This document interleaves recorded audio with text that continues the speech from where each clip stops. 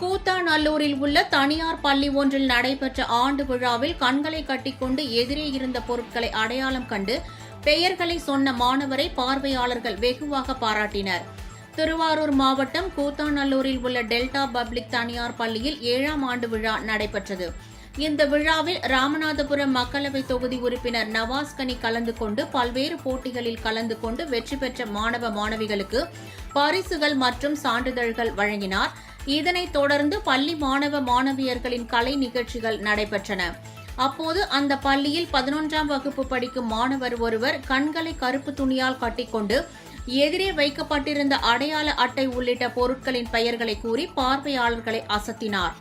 மேலும் ரூபாய் நோட்டுகளின் சீரியல் நம்பர்கள் குறித்தும் அதனுடைய விளக்கத்தையும் தெரிவித்த மாணவரை பெற்றோர்கள் மற்றும் ஆசிரியர்கள் பாராட்டினர்.